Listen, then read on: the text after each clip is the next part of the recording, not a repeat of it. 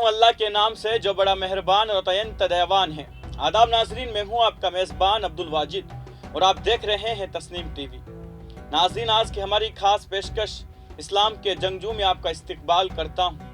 ہماری اس پیشکش میں خلیفہ ثالث حضرت عثمان رضی اللہ عنہ کا ذکر چل رہا ہے۔ پچھلے ایپیسوڈ میں ہم نے جانا تھا افریقہ کی وہ جنگ عظیم جس کا نام حرب العبادلہ رکھا گیا ہے اور وہ قصہ مکمل نہیں ہوا تھا۔ تو جانتے ہیں آج کی اس خاص پیشکش میں آگے کیا کچھ پیش آیا۔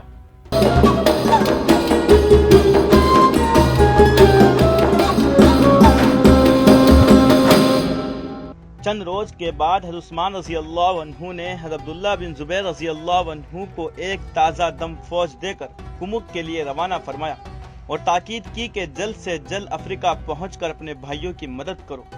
جس وقت یہ تازہ فوج افریقہ پہنچی ہے، مسلمانوں کی خوشی کا کیا پوچھنا تھا، سب نے ایک دم نعرہ تکبیر بلند کیا۔ حضرت عبداللہ بن زبیر رضی اللہ عنہ نے دیکھا کہ عبداللہ بن سعد رضی اللہ عنہ جو اس فوج کے سردار تھے کچھ خائف ہے، اور وجہ یہ معلوم ہوئی کہ جرجیر نے اپنی فوج میں اعلان کر دیا ہے کہ جو شخص عبداللہ بن سعد رضی اللہ عنہ کا سر لائے گا اس کو 1,00,000 اشرفیہ دی جائے گی اور جرجیر کی لڑکی کی شادی اس سے ہوگی۔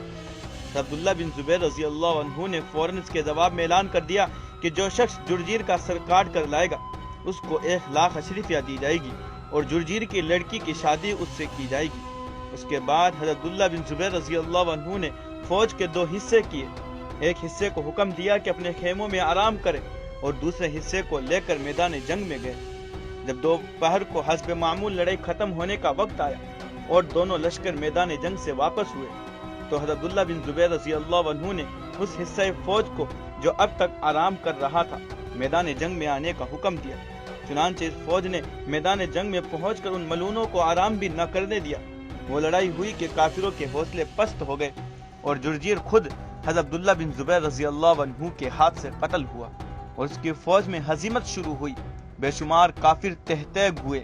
اس قدر مال غنیمت حاصل ہوا کہ خمس جدا کرنے کے بعد فی سوار 3,000 اشرفیہ اور فی پیادہ 1,000 اشرفیہ تقسیم ہوئی اور حسب اعلان 1,00,000 اشرفیہ اور جرجیر کی لڑکی حضرت عبداللہ بن زبیر رضی اللہ عنہ کو ملی۔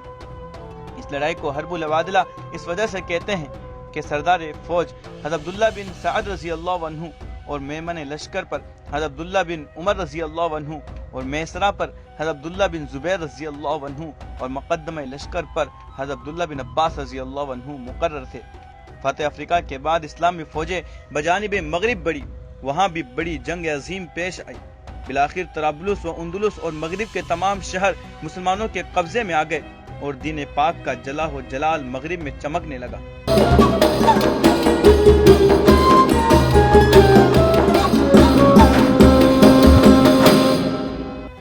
حضرت عمر فاروق اعظم رضی اللہ عنہ نے قیصر روم کی شوکت کو پامال کر دیا تھا۔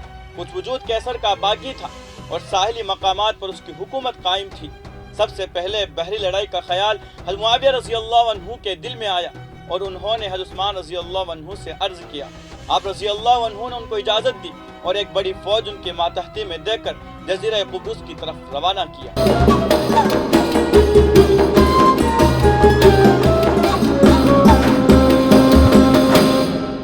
اسلامی فوجیں جہازوں میں سوار ہو کر سمندر میں روانہ ہوئی۔ رومیوں سے 50 لڑائیاں ہوئی اور تمام جزائر مسلمانوں کے قبضے میں آ گئے اور کیسر و روم کا نام و نشان مٹ گیا۔ عیسائیت کا جسم بے جان خاک ہو گیا اور اسلام کی روح پاک نے ان مردہ زمینوں میں جان ڈالی۔ یہ بحری لڑائیاں وہ تھی جن کی پیشین گوئی رسول خدا صلی اللہ علیہ وسلم پہلے ہی فرما چکے تھے اور ان لڑائیوں سے اپنی رضامندی کا اظہار بھی فرما چکے تھے۔ چنانچہ صحیح بخاری میں روایت ہے کہ رسول خدا صلی اللہ علیہ وسلم ایک روز دوپہر کے وقت ام حرام کے گھر میں قیلولہ فرما رہے تھے کہ یکایک آپ مسکراتے ہوئے بیدار ہوئے۔ ام حرام نے مسکرانے کا سبب دریافت کیا تو آپ صلی اللہ علیہ وسلم نے فرمایا کہ اس وقت میں نے اپنی امت کے کچھ لوگوں کو دیکھا کہ وہ سمندر میں جہازوں پر بڑی شان و شوکت کے ساتھ چلے جا رہے ہیں۔ یہ معلوم ہوتا ہے کہ گویا بادشاہ تختوں پر بیٹھے ہوئے ہیں۔ یہ بھی فرمایا اس جماعت کے لیے جنت واجب ہے۔ ام حرام نے عرض کیا کہ یا رسول اللہ دعا کیجئے کہ میں بھی اس جماعت میں ہو جاؤں۔ آپ صلی اللہ علیہ وسلم نے ان کے لیے دعا کی اور فرمایا کہ تم اس جماعت میں ہوگی۔ چنانچہ ام حرام اپنے شوہر کے ساتھ اس فوج میں گئی اور واپسی کے وقت گھوڑے سے گر کر شہید ہو گئی۔ آپ رضی اللہ عنہا جزیرہ قبرص میں دفن بھی ہے۔ یہ بحری لڑائیاں ان پیشین گوئیوں اور بشارتوں کی وجہ سے حضرت معاویہ رضی اللہ عنہ کے عمدہ فضائل میں شمار کی گئی ہے۔ آج کی اس خاص قسط میں بس اتنا ہی، اگلے ایپیسوڈ میں پھر حاضر ہوں گے۔ مجھے دیجیے اجازت اور آپ دیکھتے رہیے تسنیم ٹی وی، آپ کے میزبان عبدالواجد کے ساتھ۔ اللہ حافظ۔